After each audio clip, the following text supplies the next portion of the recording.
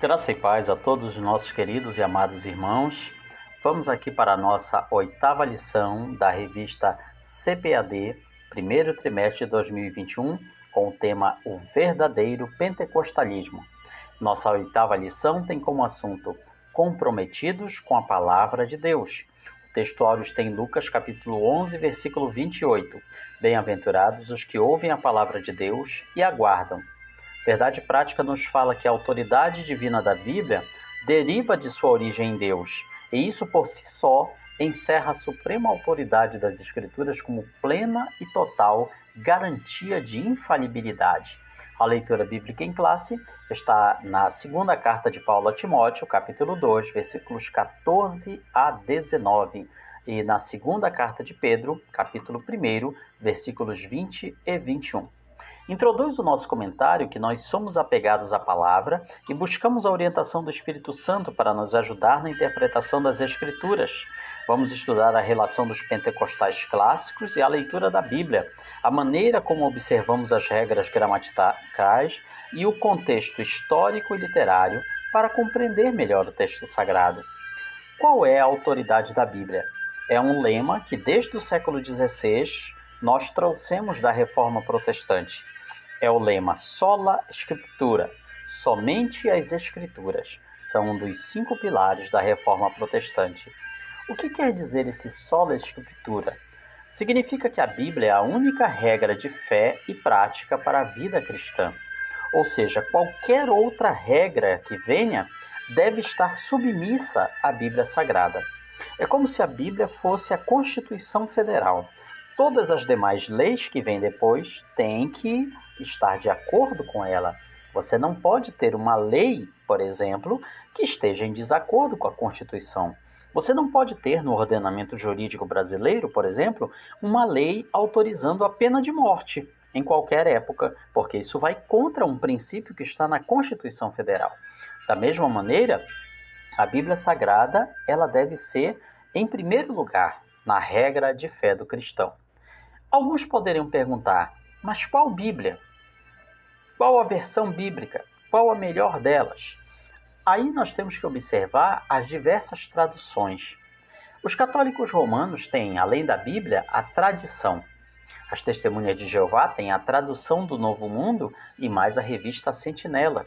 Os Mórmons, além da Bíblia, têm o Livro de Mórmon. Ou seja, são exemplos de grupos religiosos que têm, além da Bíblia, uma outra fonte de autoridade espiritual. No nosso caso, nós cristãos temos que ter apenas a Bíblia Sagrada. Os nossos fundamentos são, portanto, dentro da palavra de Deus. O movimento pentecostal, ele baseia suas crenças e práticas não nas emoções, mas sim no texto bíblico, na Bíblia Sagrada. Nós cremos que a revelação canônica encerrou com os apóstolos do Novo Testamento. A nossa fonte de autoridade é unicamente a Bíblia. Não precisamos de uma nova revelação extraordinária ou que esteja no mesmo nível das Sagradas Escrituras. Nós pentecostais não somos deístas. O que significa isso? Deísmo é uma doutrina que afirma Deus existe, mas está muito longe de nós, não se envolve com os assuntos humanos. Não somos assim. Nós somos teístas, ou seja, cremos que Deus não está longe de cada um de nós. Ele está perto de nós e está interessado em nossa vida, e interfere na nossa história e na nossa vida. Quando nós vemos que o cânon sagrado foi fechado, não significa que Deus abandonou as suas criaturas e o seu povo, mas Deus continua a se comunicar conosco através dos dons espirituais. Porém, nenhuma dessas revelações está acima da Bíblia Sagrada.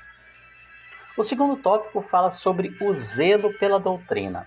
A palavra doutrina, para algumas pessoas, significa usos, costumes locais. Está errado. A doutrina, ela vem do latim, doctrina, que significa ensino, instrução. E como todo ensino e instrução, existem vários níveis de significado. Existem vários níveis de ensino.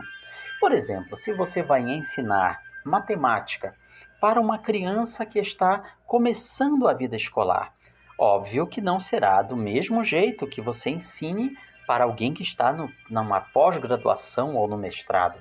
Assim também o ensino bíblico. Ele tem vários níveis e, dependendo da forma como você ensina, para alcançar melhor o coração daquelas pessoas que são ensinadas. A Bíblia fala que a igreja primitiva perseverava na doutrina dos apóstolos, naquilo que os apóstolos ensinavam, orientados pelo Espírito Santo de Deus para a igreja primitiva. A palavra doutrina se aplica também a um corpo básico e coerente do ensino cristão, como os credos. Alguns acham que a palavra credo é uma palavra ligada só ao catolicismo. Não é não.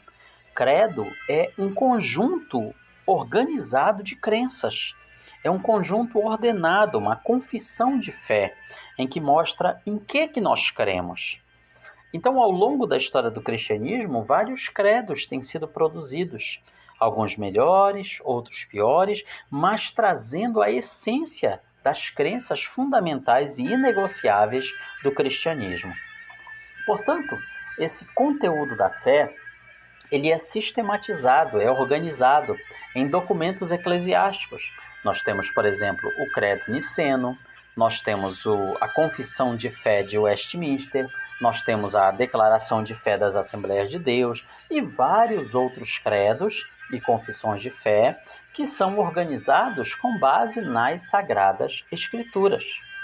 Portanto, a nossa confissão de fé, ou o nosso credo, ele não deve ser algo rejeitado pelos cristãos, mas sim algo que os cristãos precisam estudar, aprender e saber o que realmente eles creem. O terceiro tópico nos fala sobre o cuidado quanto aos modismos. O que são os modismos? Modismo vem de moda.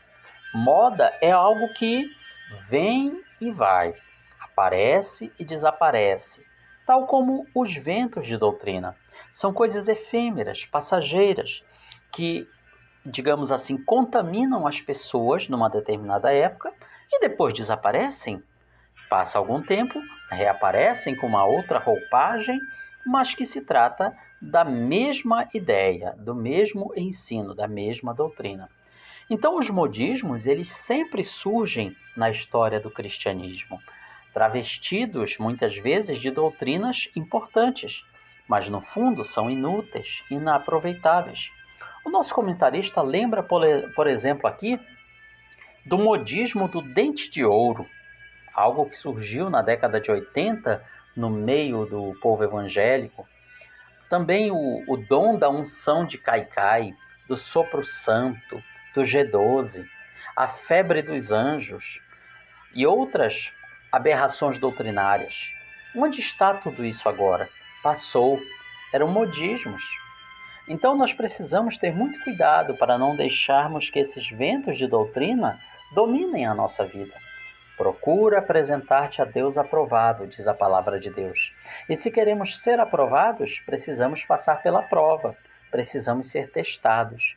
E Deus, ele testa o seu povo. De tempos em tempos, ele permite que venham modismos e heresias para justamente testar quem está firme na doutrina. Procura apresentar-te a Deus aprovado como obreiro, que não tem do que se envergonhar. Obreiro aqui não significa quem tem um cargo eclesiástico. Obreiro quer dizer aquele que está numa obra, num trabalho. E nesse sentido se refere a todos os crentes, independente de você ter ou não ter um cargo eclesiástico. Mas não basta ser um obreiro aprovado, que não tem do que se envergonhar. Precisa manejar bem a palavra da verdade. A palavra manejar aqui significa, do grego, literalmente, cortar em linha reta, manter o curso correto. Então, como nós poderemos manejar bem a palavra, cortar reto com a palavra, se não conhecemos a Bíblia Sagrada, se não sabemos como empregar a palavra de Deus? Existem várias interpretações errôneas sobre o texto bíblico que as pessoas tomam como se fosse uma verdade absoluta. E às vezes, quando são ensinadas como é o correto, rejeitam a verdade. Tomemos então cuidado para que as nossas pregações, nossos ensinos, não se tornem num mero desabafo, ou indiretas ou uma interpretação errada do texto bíblico. Conclui o nosso comentarista que nós temos compromisso com a palavra de Deus. Cremos que ela é a única revelação de Deus escrita para a humanidade. Diante disso, fica claro que nenhuma outra literatura exerce autoridade sobre nossa vida, a não ser a palavra de Deus. Esse é um breve resumo da nossa lição e na sua escola bíblica dominical você vai aprender muito mais. Visite a nossa página na internet palavravivaefiel.blogspot.com, onde você poderá baixar gratuitamente estas e outras lições para abençoar a sua vida. Deus abençoe a todos.